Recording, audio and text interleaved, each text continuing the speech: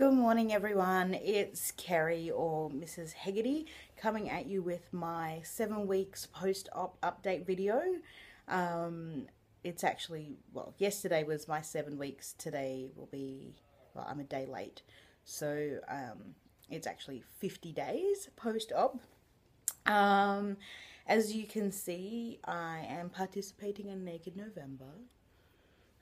It's been a little while since I made a video, so I thought I might partake of the fun. It is also, as you can see in the background there, Melbourne Cup Day. So I have my hat and I'll be all frocked up, well, somewhat frocked up for work today to celebrate that as well.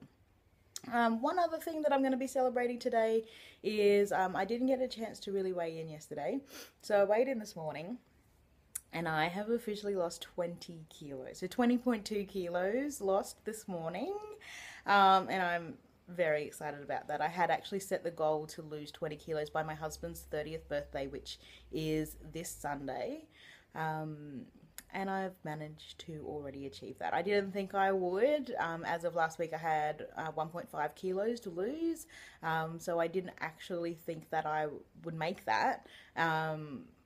But I have, so very happy about that. So I'll give you my stats. My highest ever weight was 120 kilos or 264 and a half pounds. My starting weight at the beginning of this journey, before the start of my pre-op diet, was 112.8 kilos or 248.7 pounds. And then as of this morning, I weighed in at 92.6 kilos or 204.1 pounds, which gives me a total loss, as I said, 20.2 kilos or 44 and a half pounds. So I am very happy about that. What's been happening since my last video? So it's been about 3 weeks since my last video. I am certainly enjoying my time at work a lot more than I was. Starting to find my little groove.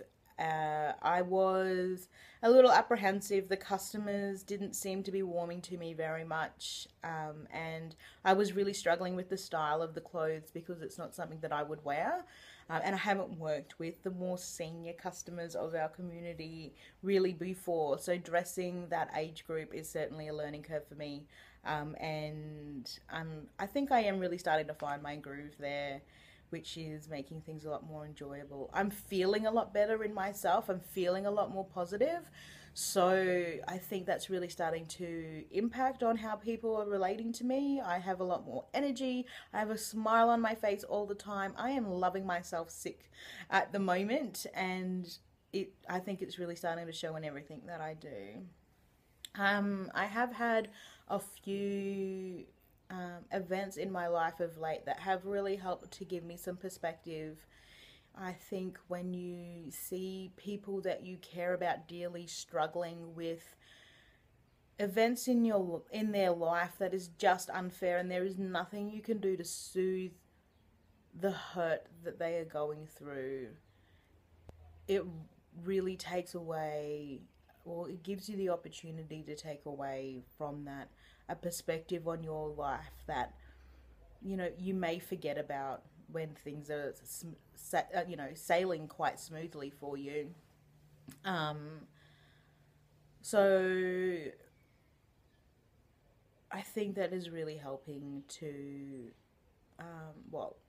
it's not helping, but it has kicked me in the butt and gone, hey dude, okay, so you can't eat a burger when you're sad. Move on. Work, feel the feels, cry, whatever, but it's not the end of the world when you can't hold a burger with 2 hands and stuff it in your face. But I am finding my new normal. It bothers me that I think part of my new normal is a significant increase in my coffee drinking habits. I don't drink instant. I only ever drink espresso because I'm just too good for that. But it does mean that I am drinking an awful lot of dairy through the day. I am seeing a trade-off in my protein that I'm getting, and I don't use sugar, so I'm not having any carbs in that, but it does bother me that there is a significant portion of my nutrition that is coming from fluids. I do have an appointment with my dietitian this week, so I will certainly follow up on that with her. Not too sure how helpful she'll be. She hasn't been that helpful in the past, but you know, I'll give it a go.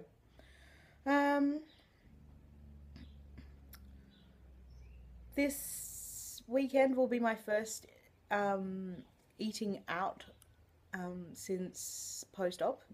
I'm a little bit scared and a little bit excited to eat something that I haven't cooked for myself for the first time in, you know, by the time I'm eating, it'll be almost 2 months post-op.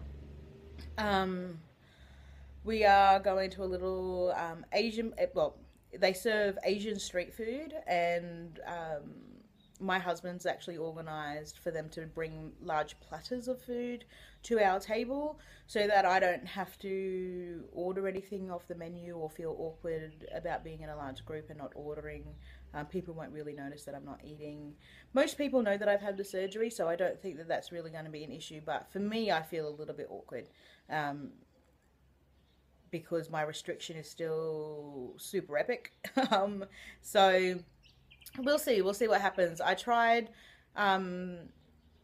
testing the waters last night. I made some gyozas, vegetable gyozas, and I managed to eat 3 in my first sitting. They were quite small, but 3 in my first sitting, and then about 2 hours later I was able to eat another 4. So so long as I'm eating slowly and I'm picking at things along the way, I'm not going to make a habit of grazing, but I think in this situation I'll actually be able to partake in the festivities by eating small amounts slowly throughout the night. So I'm looking forward to testing that. And I think, yeah, I'm overall feeling great. I still struggle with my water and my protein. I think that's always going to be a struggle for me. But, you know, I'm happy. I've got my first personal training session this afternoon with a few other sleevers from Toowoomba. We've got a little PT group happening where we will have just some time in the park for half an hour with a trainer twice a week. So I'm hoping that that will help me start to get into exercise. Exercise has not always been a very big part of my life as an adult. As a kid, I was a dancer, and I was dancing mostly 7 days a week. So I am trying to find things that I'm going to enjoy. Certainly looking at things like Zumba and pole dancing, and in the new year I'll be returning to my tap class, my tap dancing class that I do once a week as well. So things are on the up and up. I am, yeah, just in general feeling great. So I will keep this one short. I hope everybody is having a fantastic time on Melbourne Cup Day. If you do choose to have a flutter, please gamble responsibly. It is not worth losing your house over a horse race. Having said that, don't drink too much. Wear your shoes. Don't take them off. There is nothing less classy.